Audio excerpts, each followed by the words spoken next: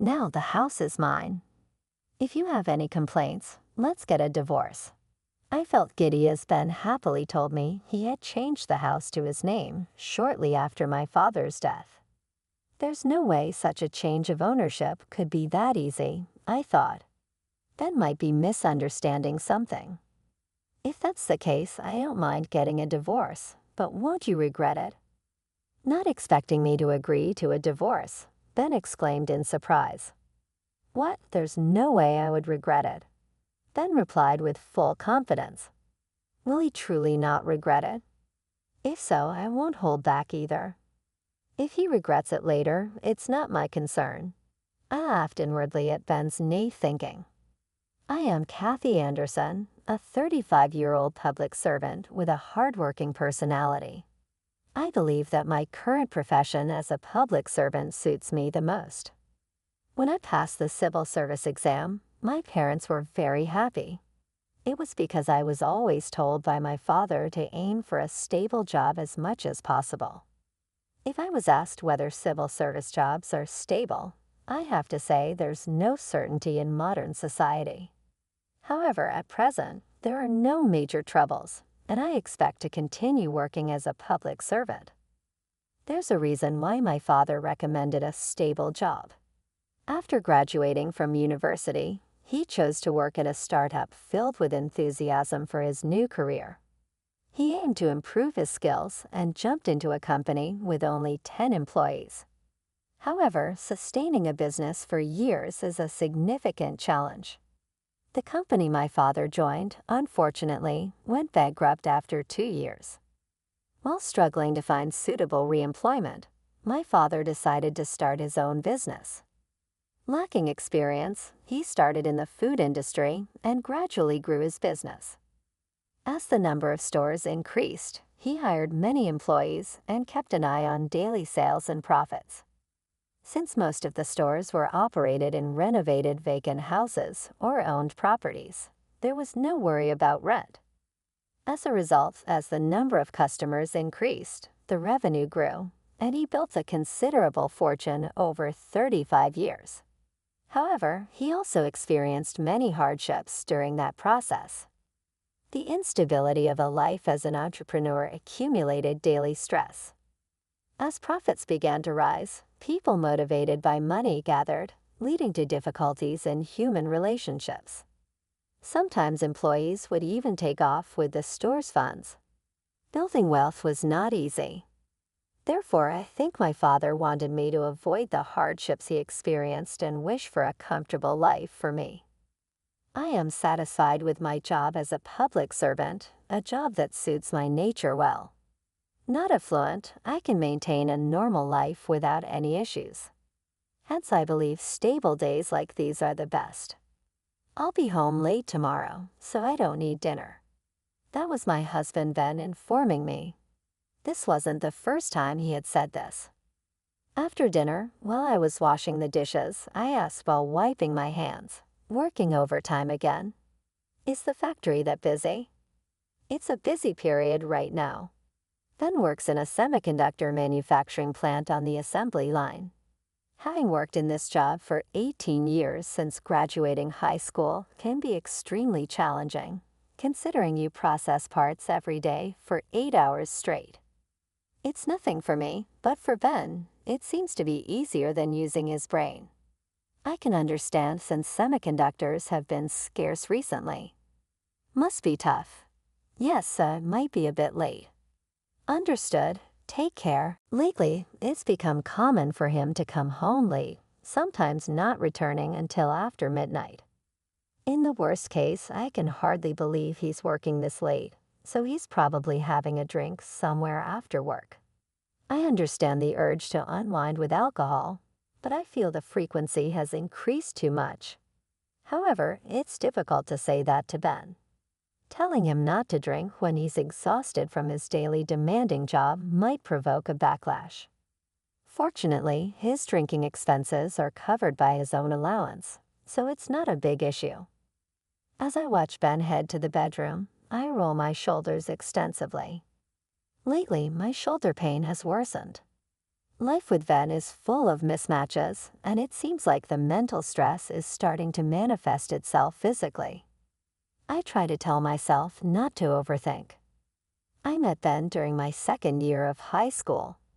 He was attending a nearby boys' high school and approached me during a cultural festival. Initially hesitant, when the younger Ben asked for my contact information, I eventually gave in to his persistent approach. When I asked why he was so interested in someone as plain as me, he shyly admitted that he liked my appearance. On the other hand, I had a rather frivolous impression of Ben at first, so I was quite worried. However, contrary to my expectations, his sincere personality became evident, and I gradually found myself drawn to him. Even after Ben started working post-high school and I became a civil servant following university, he has always been my partner. We got married at 27, but haven't been blessed with children. It may not be possible anymore, but I feel our life together is not bad as long as I can spend the future with the present Ben. That's enough. He probably feels the same. In the midst of these peaceful yet busy days, an unexpected call came to my phone. "Hello, Kathy." "Oh, good, you're there. Are you at work?" "Yes, what's up?" A call from my mother during a weekday in the afternoon was unusual, signaling something must have happened. I asked her why she called. "We have a problem. Your father suddenly collapsed, and today we got the results from the tests. He's been diagnosed with colon cancer." "Dad has cancer?" I can't believe it.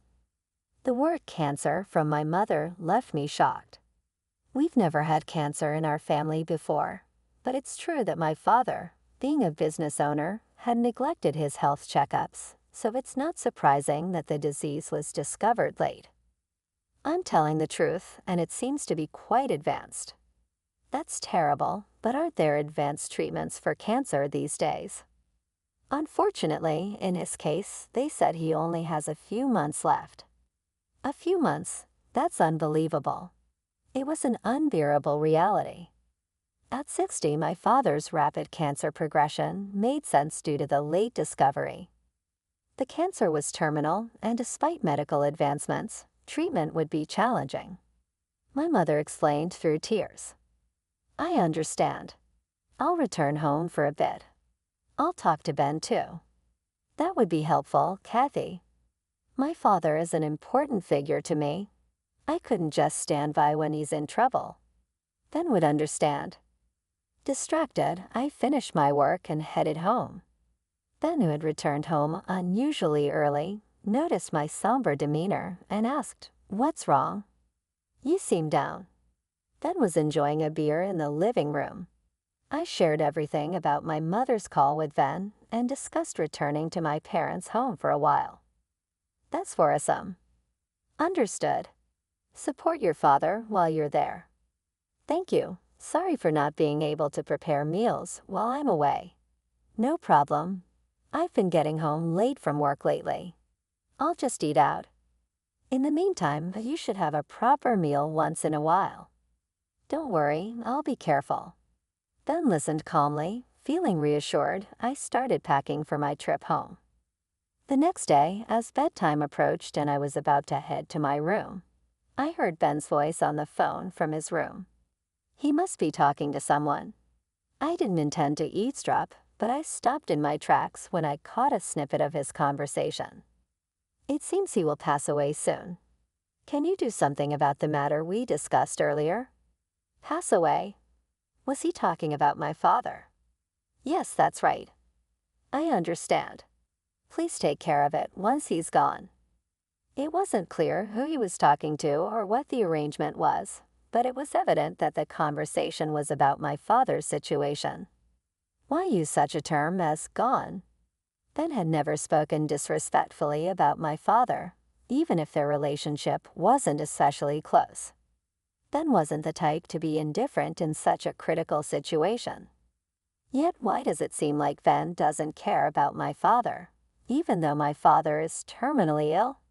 He's still alive, and discussing matters after he is gone with someone else is inappropriate. At that moment, my trust in Ben wavered.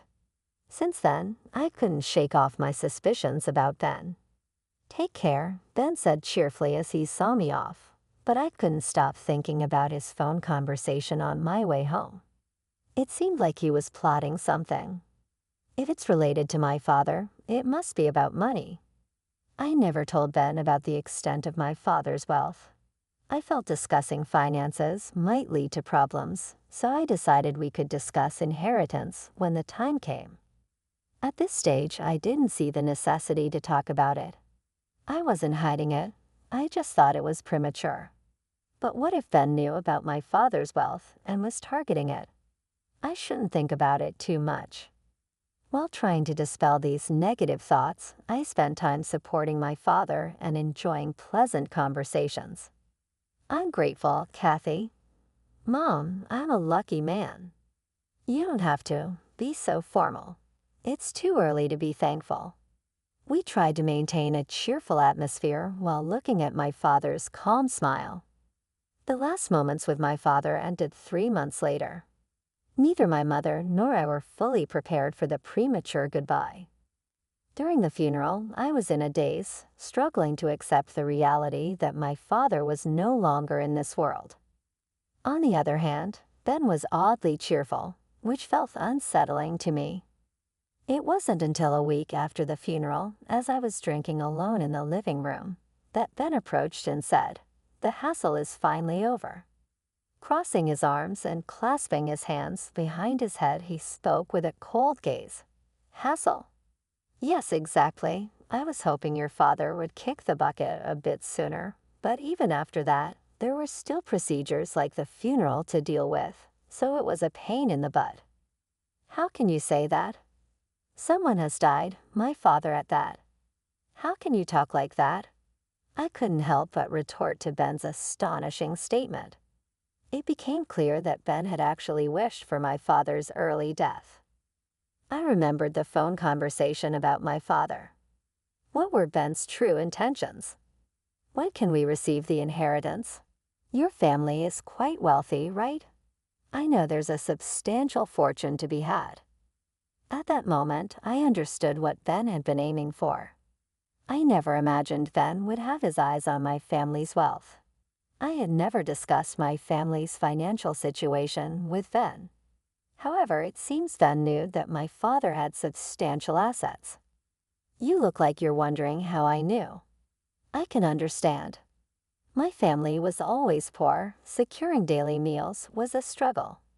On the other hand, I heard your family was wealthy, and your parents often went on trips. Just that fact alone made it clear your family was affluent. That's why I made some inquiries beforehand. "Inquiries? With whom?" Ben used the word inquiries after guessing my family's financial situation. The Ben was on the phone in the bedroom flashed through my mind, and I wondered if that was the inquiry he mentioned. I asked a real estate lawyer acquaintance about the old man's inheritance. I'm going to make sure to receive the inheritance properly. What? I was shocked that he had discussed the inheritance with someone else without my consent, and doing so while my father was still alive. At that moment, I began to doubt whether the person in front of me was truly my husband. "You'll get a response soon. Just wait." With that, Ben returned to the bedroom. He was probably going to contact that lawyer again. I was just astonished by his unbelievable actions. Why would he investigate my family's inheritance on his own? Is there any other spouse who would do such a thing? Inheritance is a matter our family should discuss, not for Ben to get involved in.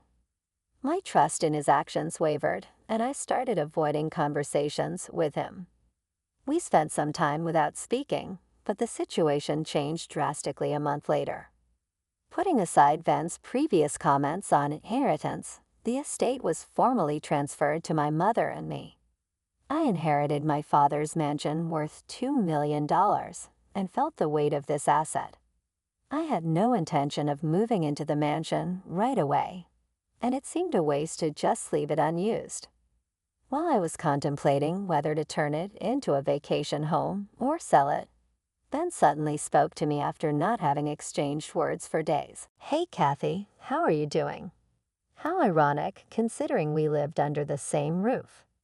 Ignoring his words, I reached for a book nearby, but he continued.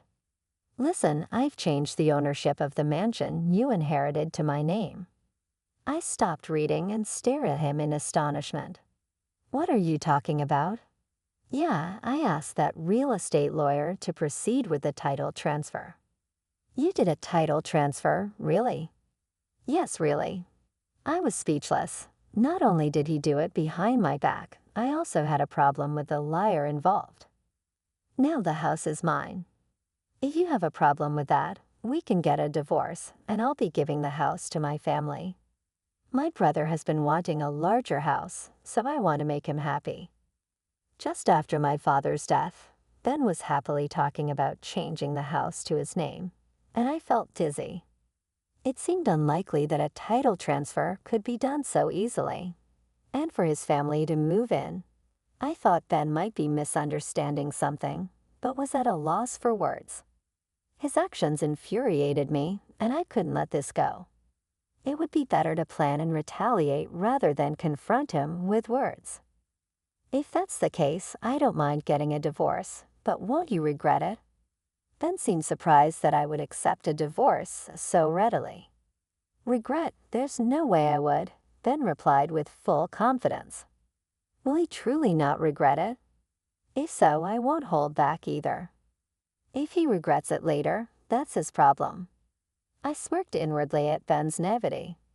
I decided to use every means possible to gather information about Ben's personal life. I decided to take a vacation and inspect Ben's room while he was at work. Ben's room was a mess, with various items scattered all over the floor.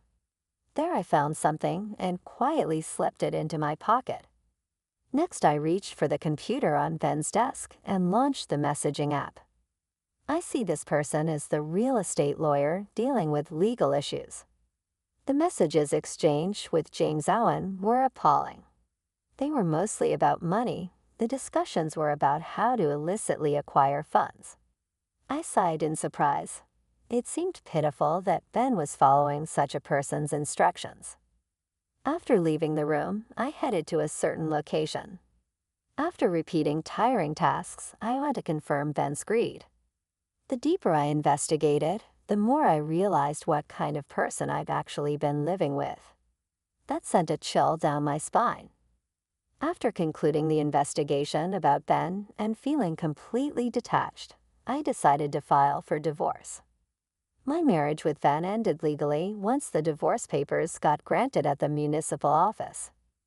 It was an unexpected separation, but I no longer had any affection towards Ben, who disdained my father. The Ben I knew was nowhere to be found. The investigation revealed Ben to be an unbelievable person. After submitting the divorce papers, the house was no longer mine. In fact, the house was purchased in Ben's name from the beginning, with a mortgage taken out. I considered moving out, but Ben did not return to the house afterward. He's probably living in the mansion I inherited. He might be living comfortably now, but how long will that happiness last? I coldly thought about Ben's future. 3 days later, Ben finally appeared before me. "Kathy, has the divorce already been granted?" he asked anxiously as he entered through the front door.